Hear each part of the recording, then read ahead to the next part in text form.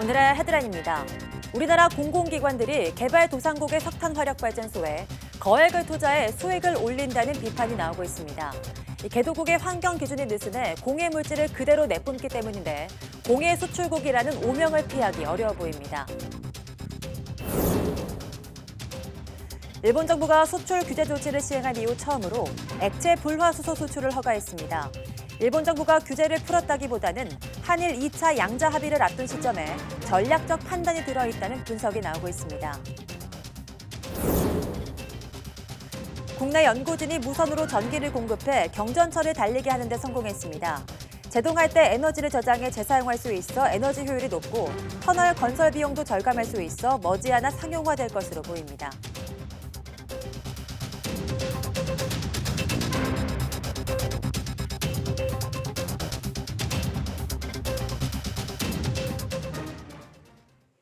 여러분 안녕하십니까? 11월 18일 사이언스 투데이입니다. 우리나라 공공기관들이 투자해 지은 개발도상국의 석탄 화력발전소가 공해 물질을 그대로 내뿜고 있는 것으로 확인됐습니다. 현지 환경 기준이 느슨하기 때문인데 국제 환경단체들은 우리나라가 공해를 수출하고 수익을 올린다며 비판하고 있습니다. 최소라 기자입니다. 인도네시아 찌레본의 석탄 화력발전소. 높은 굴뚝에서는 밤낮 없이 연기가 뿜어져 나옵니다. 국내 발전소와 비슷해 보이지만 이곳엔 대기 오염물질을 제거하는 설비가 없습니다. 이 발전소의 질소산화물과 황산화물 배출 기준은 각각 227과 404 ppm으로 우리나라 기준보다 10배 이상 높기 때문입니다. 문제는 이런 석탄 화력발전소가 국내 공공기관 자금으로 지어졌다는 겁니다. 수출입은행과 무역보험공사, 산업은행 등이 지난 10년간 해외에 건설한 석탄 화력발전소는 모두 20여 기. 투자 금액만 11조 원이 넘습니다. 환경 기준이 느슨한 개발도상국에 지어놓고 고농도 대기 오염물질을 배출하며 수익을 올리고 있습니다. 그린피스는 한국이 가장 많이 투자한 인도네시아와 베트남의 발전소 14곳에서 매년 31만 톤이 넘는 오염물질이 배출돼 3천여 명이 조기 사망할 것으로 추정했습니다.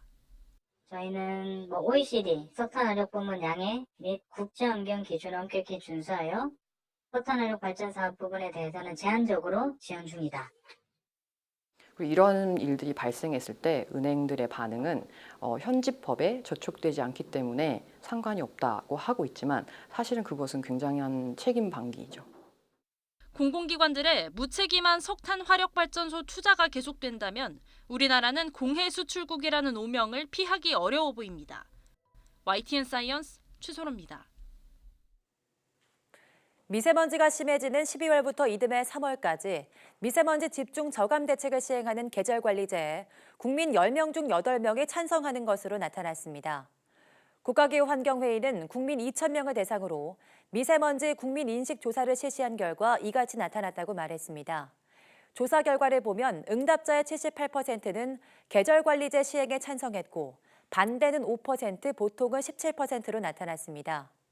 계절관리제의 구체적인 안 가운데 하나인 봄철 석탄발전소 가동 중단안에는 69%가 찬성했으며 이로 인해 전기요금이 월 1,200원 인상되는 것에도 55.7%가 동의했습니다.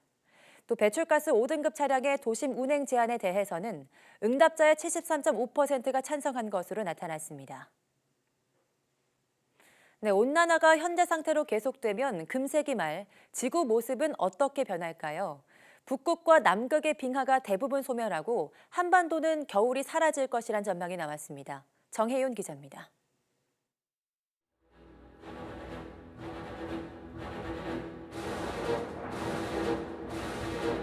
40도를 넘나드는 최악의 폭염과 시간당 100mm의 기록적인 폭우. 1년에 총 7개의 태풍 레스까지 열대 지역이 아닌 올해 우리나라에서 일어난 기상현상입니다. 100년에 한 번 나타날 법한 현상들이 최근 몇 년 사이 반복되고 있습니다. 지구 기온 상승이 불러온 기후변화의 결과입니다. 그런데 80년 뒤인 금세기 말이 되면 더 암울한 상황이 닥칠 것이란 전망이 나왔습니다. 기상청은 전 지구 평균 기온은 지금보다 최대 5.2도 상승하고 강수량도 10%나 증가할 것으로 예측했습니다. 기온 상승에 대한 새로운 기준을 적용한 결과입니다. 과거 RCP는 그 온실가스의 그 대기 중의 농도에 좀 중점을 두고서 경로를 산출한 반면에 최근에 바뀌게 된 SSP는 그런 RCP 시나리오에다 미래 사회 경제 모습에 따라서 과연 온실가스 배출량이 어떻게 변화할 수 있는가를 이렇게 되면 북극과 남극의 빙하는 대부분 소멸하게 됩니다. 해수면 상승으로 섬 지역도 물에 잠기고 지형도 바뀌게 됩니다. 한반도는 대부분 겨울이 사라질 것이란 전망도 나왔습니다. 반대로 여름이 길어지며 폭염과 폭우가 상시화하고 가뭄도 심해질 가능성이 큽니다.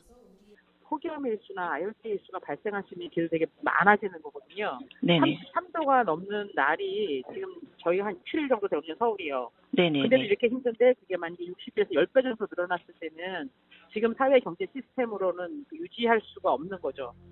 점점 가속화하는 기후변화에 따른 구체적인 대안 마련과 적극적인 실천이 시급한 시점입니다. YTN 정혜윤입니다. 일본 정부가 수출 규제 조치를 시행한 이후 처음으로 반도체 생산에 쓰이는 액체 불화수소 수출도 허가했습니다. 규제했던 3가지 핵심 품목 모두를 허가한 셈인데 WTO 2차 양자 협의를 앞둔 전략적 판단이라는 분석이 나옵니다. 보도에 박소정 기자입니다. 일본이 반도체를 만드는 데 쓰이는 액체 불화수소, 즉 불산액 수출을 승인했습니다. 일본 화학소재 생산업체 스텔라 케미파가 요청한 한국 수출 허가를 석 달여 만에 내준 겁니다. 11월 15일자로 불산액이 2건이 일본으로부터 수입 허가가 났다라는 것을 업계로부터 확인을 하였습니다. 앞서 지난 7월 일본 정부는 일본 업체가 삼성전자와 SK 하이닉스에 수출하던 반도체와 디스플레이 분야 3가지 핵심 품목의 수출 신청을 서류 미비를 이유로 반려하며 규제를 시작했습니다. 그러다 지난 8월 초 포토레지스트 수출을 허가한 데 이어 9월에는 플루오린 폴리이미드 반출을 승인하는 등 따로따로 허가를 내줬습니다. 남은 게 액체 불화수소였는데 이번에 승인된 겁니다. 규제 품목들이 다시 한국에 들어오게 됐지만 완전히 규제가 풀렸다고 볼 수는 없습니다. 먼저 이제 개별 허가를 지정했던 그 품목들을 수출을 지연을 시켜서 허가를 해준 거죠. 일본의 그런 수출 규제가 이게 완화가 됐다거나 아니면 이전 상태로 돌아갔다거나 그렇게는 보기에는 어려운 상황입니다. 일본 정부가 이 시점에서 수출을 승인한 데에는 전략적 판단이 들어있다는 분석이 나옵니다. 우리나라가 세계무역기구 WTO에 일본을 제소해 오는 19일 한일 2차 양자 협의가 열리는데 특별한 이유 없이 허가를 미루면 부당한 수출 통제로 비칠 수 있다고 본 겁니다. 국내 기업들이 액체 불화수소를 국산화하는 작업에 성과를 거둔 점이 영향을 미쳤다는 시각도 있습니다. 반도체 업체 관계자는 수출 허가가 난 것은 다행이지만 규제는 여전히 남아있어 안심할 수 없다면서 핵심 소재를 국산화하고 일본 외의 거래처를 찾는 노력도 지속한다는 방침이라고 말했습니다. YTN 박소정입니다. 네, 기차나 지하철의 경우 보통 전선이나 전기 레일을 통해 전력을 공급받는데요.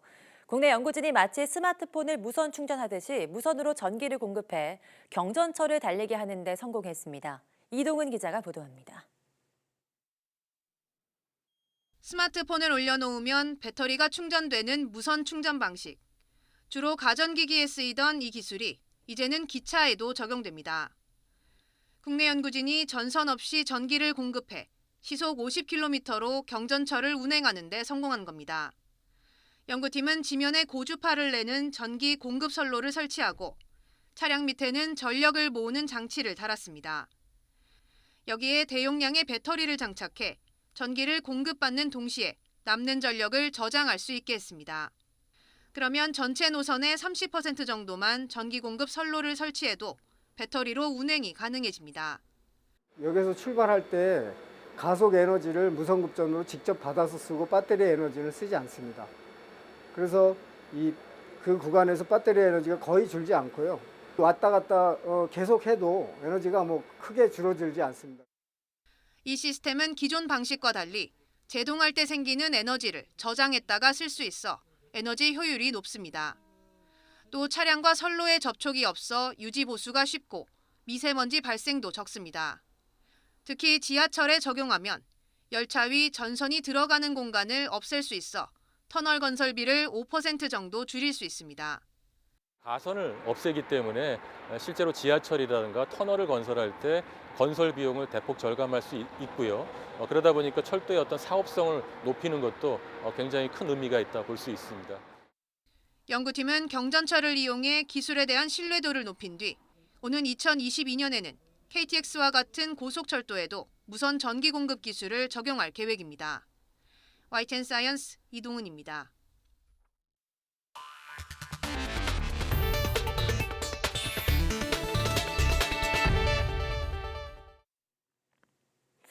정부가 치매 국가 책임제를 선언하면서 전국 곳곳에 치매 안심센터가 생기고 있는데요. 우리나라와 미국이 한국인 치매 유전체 공동 연구에 들어갔습니다. 미국 국립보건원이 140억 원을 투자하기로 했습니다. 김범한 기자입니다. 최근 미국 펜실버니아에서 열린 알츠하이머병 유전학 컨소시엄 10주년 기념 심포지움. 학회와 함께 의미 있는 투자 지원 협약이 맺어졌습니다. 미국이 한국 치매 유전체 게놈 해독 사업에 나서기로 한 겁니다. 협약은 미국 국립노화연구소와 조선대 치매국책연구단 그리고 보스턴 대학교 의과대학 사이에 체결됐습니다. 앞으로 차세대 유전체 서열 분석 기술을 활용해 광주광역시 치매 코호트에 등록된 환자 등 4천여 명의 전장 유전체 정보를 획득하고 치매 발병 원인과 조기 예측 기술을 개발하게 됩니다. 이번 협약의 의미는 지난 8년간 지역민을 대상으로 치매 정밀 검진을 실시하고 이를 통해서 획득된 의료 바이오 빅데이터의 가치를 미국 연방정부가 인정한 결과라 말씀드릴 수 있습니다. 유전체 진단 기술은 면봉을 이용한 간단한 구강 세포 등으로 검사할 수 있어 세계적으로 기술 개발이 집중되고 있는 분야입니다. 미국 국립보건원이 5년 동안 한국에 지원하는 예산은 140억 원. 미 연방정부가 외국에 직접 지원한 연구와 개발 사업 가운데 최대 규모입니다. And it's very clear if you want to understand the basis of the disease in Koreans, you have to study Koreans, not just study people from the United States and Europe. 앞서 조선대 치매국책연구단은 만여 명이 넘는 초정밀 자기공명 뇌 사진과 뇌 척수의 검사 결과 등 다양한 생체의료 빅데이터를 확보해 놨습니다. 또 동아시아인이 서양인보다 치매 유전자를 많이 가지고 있다는 연구 결과를 발표하고 치매 예측 의료기기는 식품의약품안전처의 승인을 받기도 했습니다. YTN 김범환입니다. 뇌동맥류는 뇌동맥이 풍선처럼 부풀어 오른 것을 말하는데 파열될 경우 뇌출혈로 사망할 수 있습니다. 특별한 전조 증상이 없어 뇌 속의 시한폭탄으로 불리는 뇌동맥류를 최근엔 머리를 절개하지 않고 코의 색전술로 치료하는 경우가 늘고 있다고 합니다. 한영규 기자입니다. 한 달간 심한 두통에 시달리던 이순자 씨는 자기 공명 영상을 촬영한 뒤 뇌 속에 꽈리가 있는 걸 발견했습니다. 뇌동맥류였습니다. 이 씨는 두개골을 절개하지 않고 코일을 삽입해 풍선처럼 늘어난 부분을 메꾸는 코일 색전술을 받았습니다. 너무 아팠어 이게. 그래서 빨리 좀 해달라 이제 그렇게 해서 했는데 지금 한 지가 한 6개월 정도 지난 것 같은데 그 아픈 기가 없어요. 뇌동맥류는 뇌동맥의 일부가 풍선처럼 부풀어 오른 것으로 약해진 혈관이 터질 경우 사망하거나 심각한 장애를 남길 수 있습니다. 치료법은 머리를 직접 절개해 치료하는 클립 결찰술과 사타구니 부위 혈관을 통해 코일을 넣어 치료하는 코일 색전술이 있습니다. 머리를 열지 않아도 되고 회복이 빨라 최근에는 코일 색전술이 주된 치료법이 되고 있습니다. 코일이라고 하는 물질을 혈관을 타고 안쪽으로 들어가서 동맥류 안에 채워넣게 되면 동맥류라고 하는 약한 그 부분이 완전히 막히게 돼서 정상 혈관에서 피가 흘러들어가지 않기 때문에 안정성을 확보할 수 있는 겁니다. 국내 뇌동맥류 환자는 최근 8년간 3.8배 늘었습니다. 중년 이후에는 여성이 남성보다 발생 위험이 1.5배 높은 것으로 알려져 있습니다. 아직 뇌동맥류의 파열을 예방할 수 있는 약물이 없기 때문에 혈압 조절과 금연, 절주 등으로 위험 요인을 줄이는 게 최선입니다. 흡연과 고혈압, 동맥경화를 앓고 있거나 뇌동맥류 진단을 받은 가족이 있다면 뇌혈관 검사를 통해 정확하게 진단을 받아볼 필요가 있습니다. YTN 한윤규입니다. 전국에 독감 유행주의보가 내려진 가운데 임신부의 백신 접종률이 낮은 것으로 나타났습니다. 질병관리본부에 따르면 올해 10월 15일부터 11월 13일까지 임신부의 독감 백신 누적 접종률은 26.4%로 같은 기간 생후 6개월에서 12세 어린이, 65세 이상 노인의 접종률 65.7%와 80.1%에 크게 못 미쳤습니다. 질병관리본부는 임신부들이 태아 건강에 대한 불안감 때문에 접종을 꺼리고 있지만 기형이나 조산, 저체중아 출산 등과 관계없음이 의학적으로 입증됐고 WHO와 미국, 영국 등도 임신 중 예방접종을 권고하고 있다고 설명했습니다. 또 임신 중 백신을 접종하면 태반을 통해 항체가 태아로 전달돼 백신에 맞지 못하는 6개월 미만 영아들을 보호하는 효과가 있고 일반인보다 큰 임신부의 독감 합병증 위험도 줄여준다고 강조했습니다. 네, 우리나라의 대장암, 직장암, 위암 5년 순 생존율이 OECD 회원국 중 가장 높은 것으로 확인됐습니다. 보건복지부가 발표한 OECD 자료를 보면 2017년 현재 대장암, 직장암, 위암의 5년 순 생존율은 OECD 32개 회원국 중 1위였고 폐암은 3위였습니다. 주요 암 5년 순 생존율은 암 환자가 진단을 받은 뒤 5년 동안 생존할 누적 확률을 말합니다. 급성질환 진료의 질을 보여주는 대표적 지표, 허혈성 뇌졸중 30일 치명률도 OECD 국가 중 세 번째로 낮아 뇌졸중 진료 수준도 높았습니다. 그러나 만성질환 입원율은 여전히 OECD 평균보다 높아 천식과 당뇨병의 경우 2배 가까이 차이가 났습니다. 네, 국내 애견 인구 1,000만 명 시대에 이제 반려견은 가족이나 마찬가지입니다. 하지만 반려견의 수명은 10살에서 15살에 불과해 애견인들을 안타깝게 하는데요. 미국에서는 반려견의 수명을 연장하는 대규모 프로젝트가 시작돼 관심을 끌고 있습니다. 이동우 기자가 보도합니다. 14살인 이 반려견은 사람 나이로 치면 80대 이상입니다. 하지만 외모로만 보면 그다지 나이 들어 보이지 않습니다. 전문가의 특별 관리를 받고 있기 때문입니다. 이처럼 반려견들이 나이 들어도 건강을 유지하고 10년에서 15년인 수명도 연장됐으면 하는 것이 애견인들의 한결같은 소망입니다. 이에 따라 미국에서 반려견의 수명을 연장하기 위한 대규모 프로젝트가 시작됐습니다. Dogs age much more quickly than humans do. They die when they're much younger than we are, and so understanding how to keep dogs healthier longer is going to be good for dogs and good for the people who love dogs.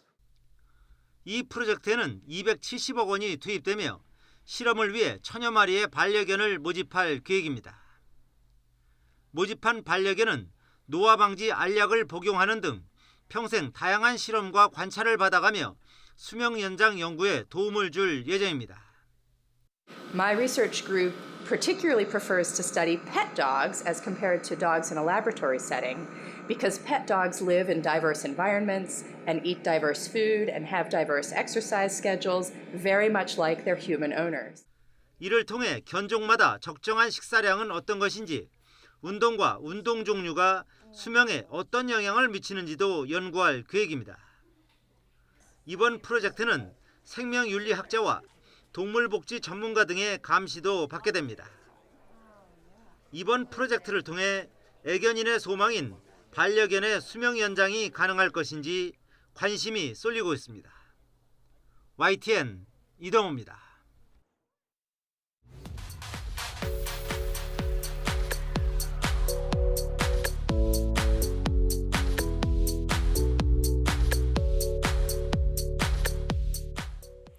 가로등이 없던 시절 우리 조상들은 환한 달빛을 벗삼아 밤거리를 걸었습니다. 또 보름달을 보면서 소원을 빌기도 했는데요. 최근엔 달을 직접 탐구하는 달 탐사에 인류의 관심이 뜨겁습니다. 오늘 사이언스 투데이 별별 이야기에서는 지구에 하나밖에 없는 위성 달에 대해서 이야기해보겠습니다. 모두 많은 시청 바랍니다. 함께해 주신 여러분 고맙습니다.